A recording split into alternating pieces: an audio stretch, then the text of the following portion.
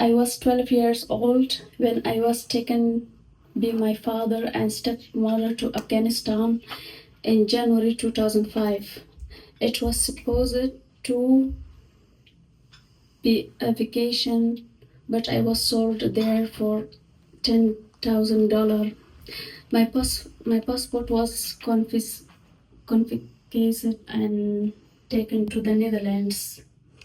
The marriage was hell. I was humiliated every day, beaten, subjected to sexual violence, because that is what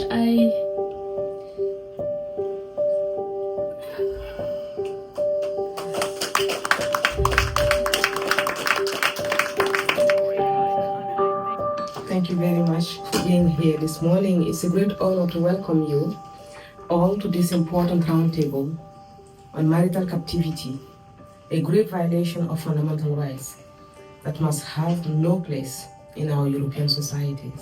Good morning, everyone. Isita, thank you very much for the invitation to be here with you today. Marital captivity is an extremely serious violation of fundamental rights, especially the right of women and girls to physical integrity, freedom, and bodily autonomy.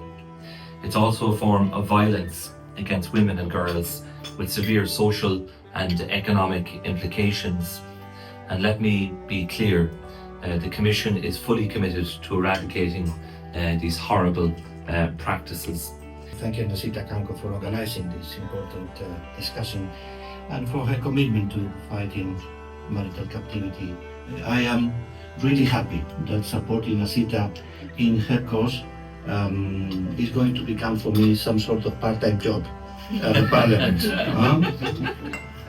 But I'm glad to do so. Marital captivity and forced marriage are great violations of fundamental rights. They deny women their freedom, autonomy, and dignity, trapping them in cycles of abuse with no legal recourse. This is not just a problem outside Europe. It happens within our borders, particularly in some communities. Women who are victims of marital captivity, they don't have enough protection. For example, the story of Nadia. She was 12 years old when she was taken to Afghanistan 18 years ago, and she was sold for $10,000 by her parents who live in the Netherlands. She vanished from Dutch soil and nobody asked where she was. Nobody. Dutch children do not want to get married at 12. I also did not want to get married at 12. For 18 years, I lived in captivity in Kandahar. I am still sad and angry. Why didn't no one ask about me? Well, before you stands a cheerful woman, but behind my smile hides a lot of pain. I was 18 when I got married. My parents told me that we are going on a holiday to Pakistan, and I was forced into marriage with a cousin. I did not want to get married yet.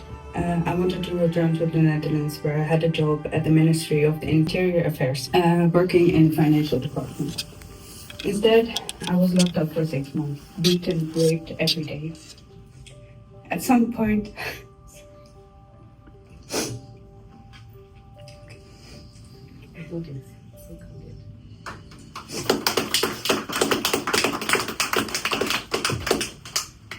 Your voices are powerful, are more powerful even than you might think, and your experiences must drive our actions.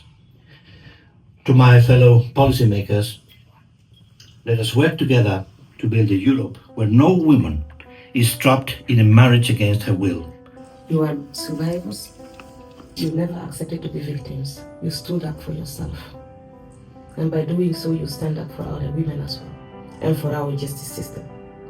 This is a completely unacceptable practice, and we all have to stand in unison in expressing that this is against our fundamental rights. It's against the values of the European Union, and it will not be tolerated in a union where freedom, where rule of law, where fundamental rights, where respect for human rights is the very foundation of the European Union. It is about human rights, which are women's rights. It's about children's rights. It's about dignity and nothing else. If you take these matters seriously, then you give practical meaning to words like inclusion and diversity. I thank you very much. Marital captivity is a harsh reality for too many women in Europe.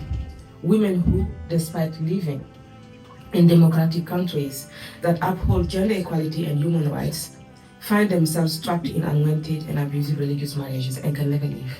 It is a human rights violation, deeply connected to the rise of parallel societies and parallel justice systems that undermine the very foundation of our democracies and the rule of law. Women suffering under marital captivity are too often caught between these two legal walls, one that recognizes their rights and one that denies them.